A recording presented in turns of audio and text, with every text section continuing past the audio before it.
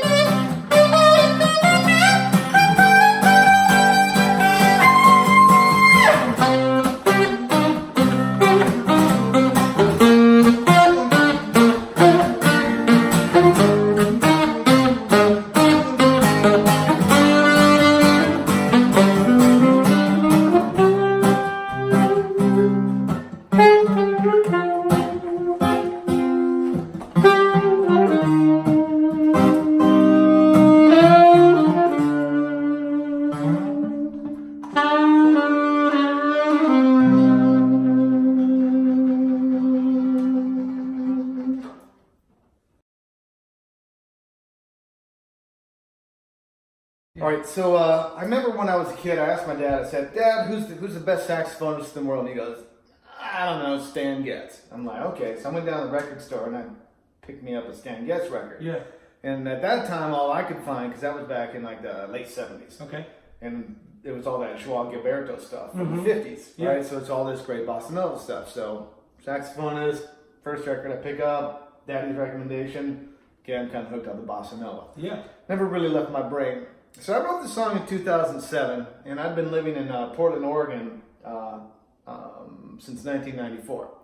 Now, have you ever spent a winter in Portland, Oregon? I visited there once. I think it was in the summer. Well, that's when you go to Portland. Wintertime in Portland, it's horrible. It's 9 months of monsoon. It's gray. It's like 2 months of like no sun. You don't see the sun. So I found out later on into that life that I apparently am very affected by seasonal affective disorder. Yeah, you and me both. So, I'd be crouched around the heater with a blanket. I'm like, I'm just cold. I just need to warm. I'm in denial. I have no idea what's going on. I'm just massively depressed because I need vitamin D. So it's like, okay. So I'm sitting there and I'm just like, oh, I would kill for a hot, sunny day. So this song, in essence, is my soul yearning for basically Texas. So I moved to San Antonio and found that, one summer day exists pretty much, 276 days a year in San Antonio. So this is my longing for sunshine. This is really it's a very sad song, but it's got some machismo in it. As far as like form and stuff goes, I definitely go with simple 2-part forms. I did a lot of Rodgers and Hart, a lot of Rodgers and Hammerstein as a jazz musician in Portland. And I really love the simple 2-part forms. I mean, I like the Nashville stuff. I love classical music and the complex forms. I do a little tiny bit of that. But, when you're an improviser and an instrumentalist, it's like, there's only so much melody people want to hear. And then it's like, okay, let's do something with it. This is a great format to have a conversation in.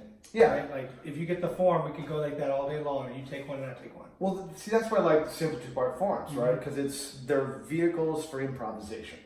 And it's like, let's build the band up and people can kind of build some things and do some stuff. Because even when we did it, he's like, hey, when we come back in, can we kind of do this little thing on the walk? And I'm like, yeah. Why? Because you can, because it's simple.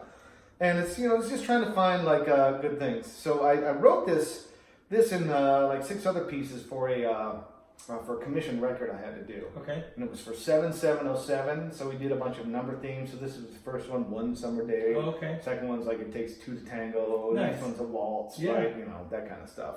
And Well, it's clever. right. Yeah. Three. For you non-pointy-headed folks. So what I wanted to do with this is I was going with a very specific kind of a theme. So I was studying a lot of tangos at the time, and I was looking at a very kind of specific chord progression. So I wanted to go with something that sounded a lot like a spaghetti western. I didn't want something that was too South American. I was really looking for something that's kind of like Northern Spanish. And just looking at those descending triads, there's a bunch of stuff that's really on there. So I didn't write this for guitar, which I'm sure you probably could tell. I definitely wrote it for piano, although I pretty much always play this with guitarists. And I've actually never recorded this with a pianist, but you know, so it goes. That's funny. Yeah, what are you gonna do? All the best intentions. You know, it still sounds lovely because I love guitar. Because And, you know, recording is bass, guitar, and sax. yeah, and I actually have one of me and just a bassist. Then I've got a couple of looping versions of this where it's just me as well. So, and I've got a trio. Yeah, I got a trio here. Yeah, that's all right.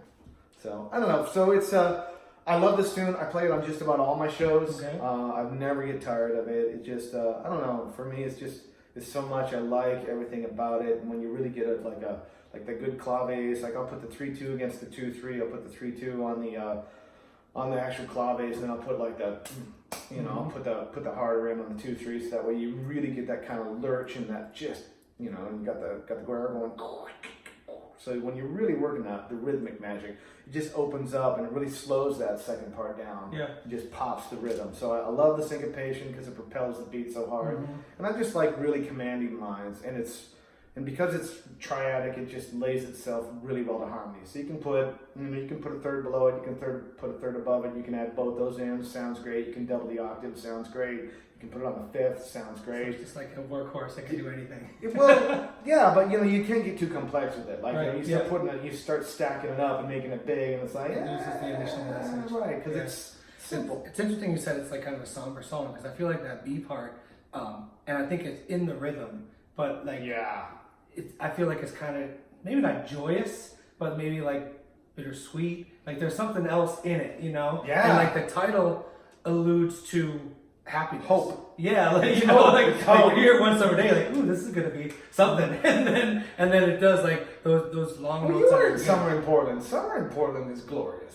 It's perfect. I mean, it's like 86 degrees and perfectly sunny.